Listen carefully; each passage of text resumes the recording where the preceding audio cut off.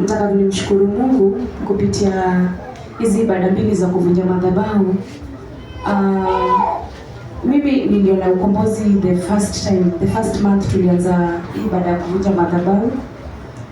Nilikuwa na fedha kidogo na nikaambia Mungu, nimejaribu kote kote, hii ndio nimefanikiwa na hii ndio nainua kuvunja madhabahu. Sana nilikuwa na ajenda moja kuhusu hiyo kijanangu. Kwa wakati wanaelewa shida ya kijanangu, each and every time tunaingia fasting. Si mnaelewa? Yes.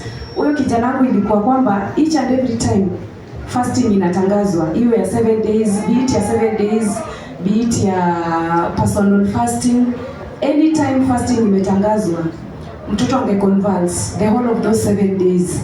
So the first time aliconvulse tukiwa kule Exodus, sikuchukulia kwamba ni madhabahu, nilijua ni magonjwa. So the first time aliconvulse tukiwa Exodus, tulimkimbiza hospitali. Tulikuwa kwa ibada ya Wednesday. Apostle akamwombea akasema mkimbize hospitali, tukaenda hapo Gokaira akafanywa first aid. Wakipima yuko sawa, hakuna kitu wala nini. So hiyo wiki tulikuwa kwa fasting ya 7 days Wednesday. Come Thursday tena mtoto akaconvulse. So hapo ndio Apostle akaniambia huu si ugonjwa, kuna kitu ilitendeka. So nikakumbuka back siku za giza, nikakumbuka kuna kitu ilitendeka kwa mtoto huko kwao. Kuna jambo babake alimfanyia. So nikakuja nikashare na Apostle, nikamwambia huyu mtoto si bure, alifanywa 1 2 3 ABCD. So Apostle akaniambia nilikuwa nahimizika, huu si ugonjwa, kuna jambo. Akaniambia sasa ushatambua, nikamwambia So ikawa hiyo 1 2 3 bila kuelezea sana. Najua nataka labda ni mambo ya kiufalme wa giza. Mambo ya kufanya wagiza.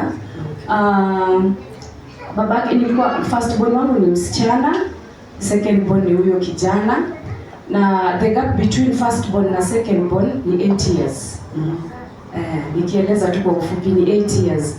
So kumekuwa na katatizo, yeye amenipeleka college akanisomesha. So ikawa shida, hii school fees yangu haitaenda bure. Kawa namuuliza sasa unataka iende aje? Suseme.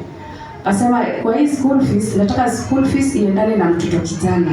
Nikamwambia ni kwa mapenzi ya Mungu, si yangu. So ikawa pia ilikuwa ni prayer agenda yangu nikiwa kwangu. Ikawa Mungu, si uniondolee kikwazo. School fees iendane na kijana, mimi nitatapika kijana kutoka wapi? So nikamwambia Mungu, naomba hivi.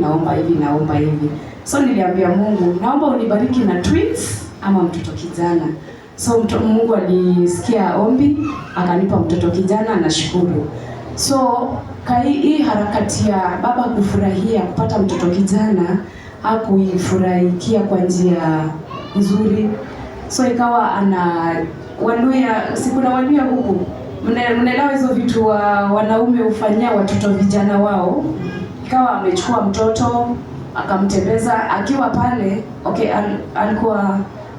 Kuna kitu inaitwa principle, sio kukaidi sheria za mwanaume za mume, but kama mwanamke pia kuna principles unafaa kuwa nazo.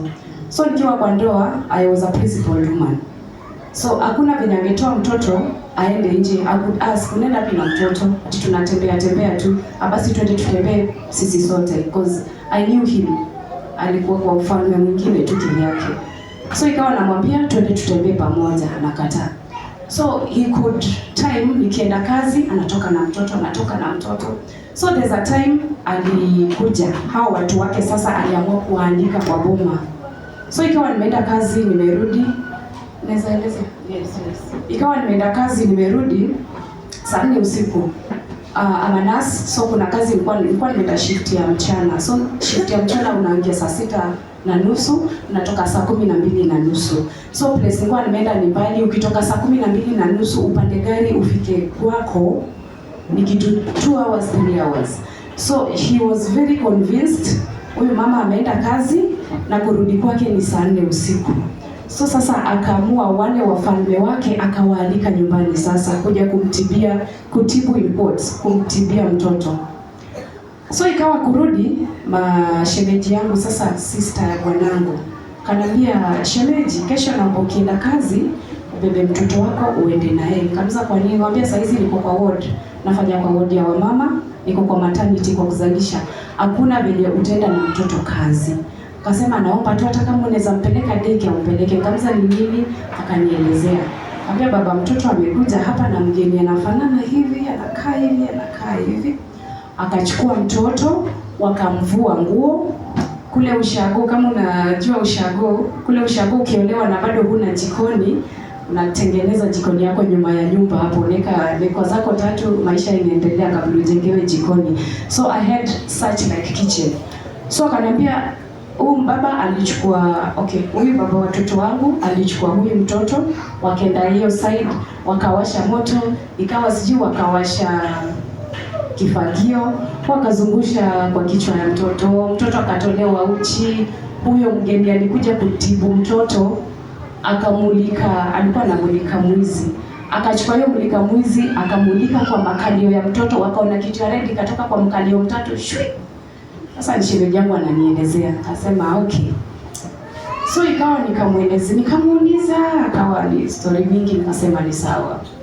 Nikafanya maamuzi yangu kivyangu, na hayo maamuzi ndio yanafanya niko hapa Kiambu.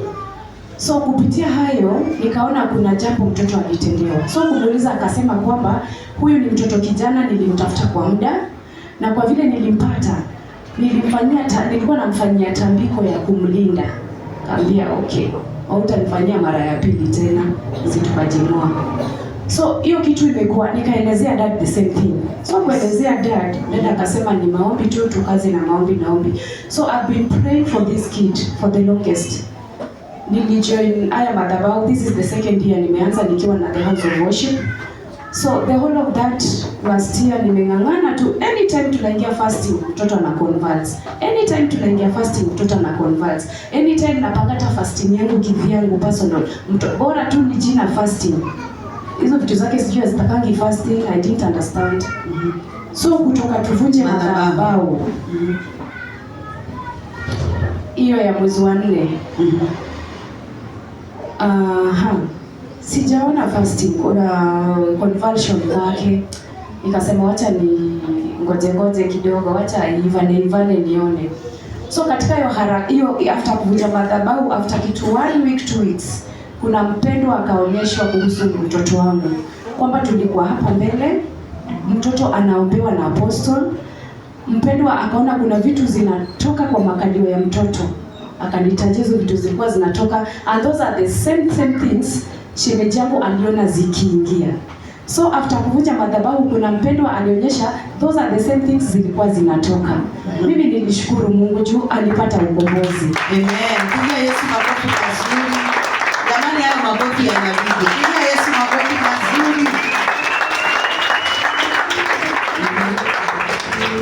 Kutoka mwezi wa 4 mpaka huu wakati nazungumza, mtoto haja converts, na nimefast several days. Hata tumemaliza fasting ya 7 days, nimemaliza fasting zangu personal, sijaona mtoto akiconverts. So nilikuwa naona sina budi kushukuru Mungu na kusema ni asante. Kumaanisha kuna nguvu katika dhabihu ya kuvunja madhabahu. Praise God. Tujikakamue. Hizo ibada, mimi hata nashukuru Mungu, hizo ibada ziliwekwa. Hata hizo zenye zimebaki 5. Tujikakamue wapendwa, inabomoa kitu. Praise God. Nashukuru Mungu.